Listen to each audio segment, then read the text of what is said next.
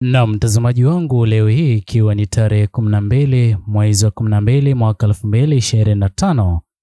Mtazamaji wangu, leo hii Mheshimiwa John Heche ameweza kudhibitisha wazi kwamba hivi sasa ama leo hii imeweza kutimiza mwezi mmoja tangu Mheshimiwa Tundu Lissu kuwakilishwa katika Mahakama Kuu.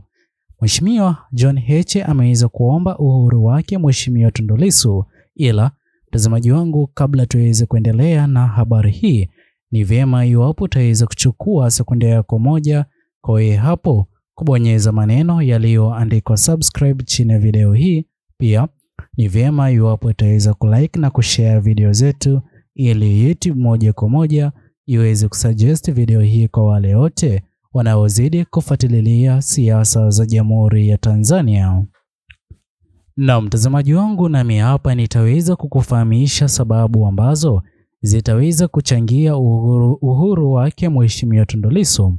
Kwanza kabisa, sote tunafahamu jinsi gani ambavyo hivi sasa Rais Mama Samia Suluhu Hassan na uongozi wake wa serikali ya awamu ya 7 upo chini ya shinikizo na msukumo wa mageuzi ya kisiasa katika Jamhuri ya Tanzania. Haya yote yaliweza kusababishwa na maandamano ya vijana Gen Z. Hivyo basi, kutokana na kile ambacho Rais Mama Samia Suluhu Hassan anazidi kukipanga kwa njia moja ama nyingine katika mageuzi yanayozidi kuyaratibu kuyafanya, lazima uhuru wake Mheshimiwa Tundu Lissu utaweza kuwepo.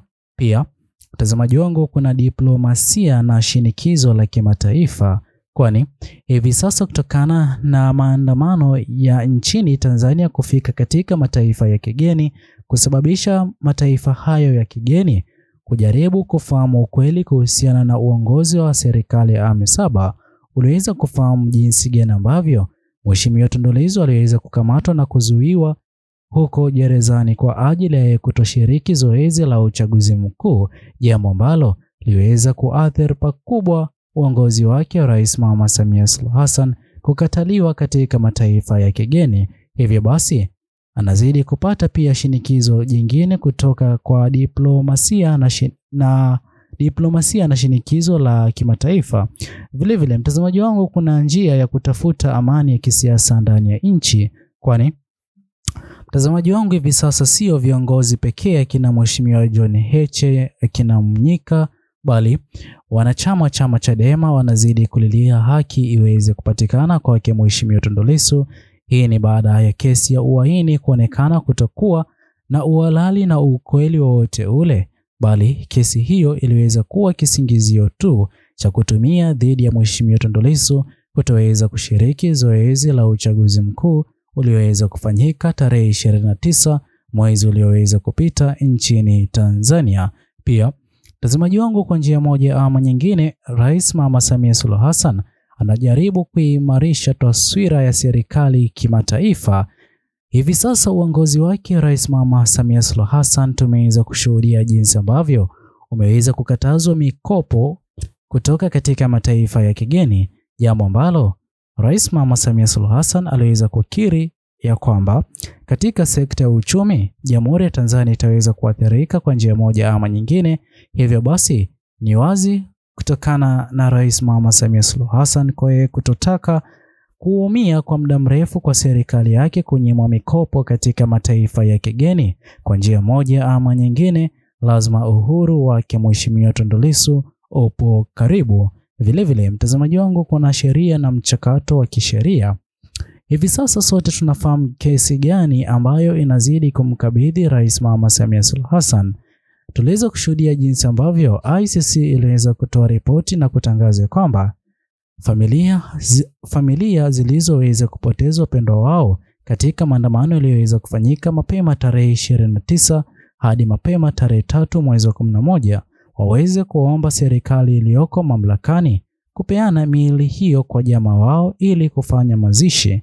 Ila sote tunafahamu ni kipi ambacho kiliweza kutokea baada ya documentary yake Larry Madowo iliyoweza kupeperushwa kwa mtandao wake wa kijamii na hata katika runinga CNN kudhibitisha na kutangaza kuhusiana na mass graves ambazo ziliweza kuzika maelfu ya vijana Gen Z walioweza kuaga dunia wakati wa maandamano ya tarehe 29 pamoja na tarehe 3 mwezi wa 11, hatua ambayo inazidi kusababisha uongozi wake Rais Mama Samia Suluhu Hassan kwa mbinu yoyote ile waweze kuitumia ili kurejesha imani yao kwa viongozi wa mataifa ya kigeni. Mtazamaji wangu, pia kuna ukiukaji wa haki za binadamu, jambo ambalo ni kosa kabisa kikatiba katika Jamhuri ya Tanzania. Ni sawa, ukiukaji wa haki za binadamu uliweza kufanyika katika maandamano yaliyoweza kupita, ila kwake Mheshimiwa Lissu hivi sasa kwa yeye kutofikishwa katika Mahakama Kuu ili kesi yake iendelee kusikizwa na ukiukaji wa haki za binadamu, kwani ikumbukwe jinsi gani ambavyo Mheshimiwa Tundu Lissu ana changamoto za kiafya kutokana na wakati alipoweza kupigwa risasi 16 huku moja ikisalia katika uti wa mgongo, jambo ambalo wengi wa wafuasi wake Mheshimiwa Tundu Lissu wangependa Mheshimiwa Lissu aweze kuwa katika nafasi na hali nzuri ili maisha yake ili afya yake isiweze kuathirika kwa njia yoyote ile. Pia mtazamaji wangu, kuna kuepuka kugeuzwa kwa upinzani na mashujaa wa kijamii.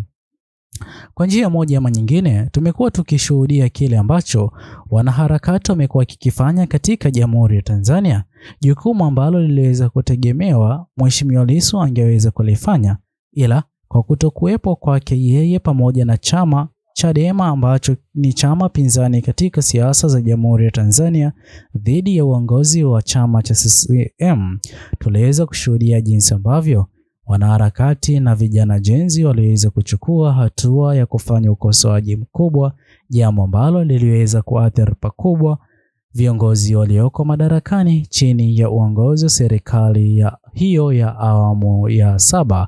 Vilevile mtazamaji wangu, kuna maombi ya shinikizo kutoka kwa makundi ya kindani. Hivi sasa sio viongozi wa kidini tu, bali Watanzania wengi wanazidi kuomba uhuru wake Mheshimiwa Tundu Lissu uweze kuwa wa haraka na uweze kuwa wa hadharani bila uoga wote ule. Hivi sasa kila Mtanzania anafahamu jinsi gani ambavyo kauli ya kesi ya uhaini iliyokuwa ikikabidhiwa kila jenzi aliyoweza kukamatwa kato maandamano iliweza kuwa mbinu ya uongozi uliokuwa ukihudumu kama serikali ya awamu ya 6 uweze kuzuia yoyote yule aliyekuwa akiwazuia wao kufanikisha azma yao ya kuongoza serikali ya awamu ya 7. Na kwa kuwa wameweza kufanikiwa kuingia afisini kuongoza serikali ya awamu ya 7, basi moja kwa moja kwa njia moja ama nyingine ni vyema uhuru wake Mheshimiwa Tundu Lissu uweze kupatikana ama Mheshimiwa Lissu aachiwe huru kutokana na ukweli wote kufahamika na kila mwananchi nchini Tanzania. Pia mtazamaji wangu, kuna mikakati ya kuandaa mazingira ya uchaguzi. Kwa njia moja ama nyingine, chama Chadema hivi sasa kipo mbioni kwa ajili ya kutoa kesi jinsi ambavyo waliweza kuwekewa vikwazo vya kuzuia chama hicho kutotoa mgombea wa urais ambaye angeweza kupeperusha bendera ya chama hicho katika nafasi ama katika zoezi la uchaguzi mkuu ulioratibiwa kikatiba tarehe 29 mwezi wa 10 mwaka 2025. Je, mtazamaji wangu, wa mtazamo wako ni upi? Ni vyema iwapo utaweza kuchukua sekunde yako moja kwa hapo kubonyeza maneno yaliyoandikwa subscribe chini ya video hii. Muhimu kabisa, usisahau ku like na kushare video zetu. Bye bye until the next video.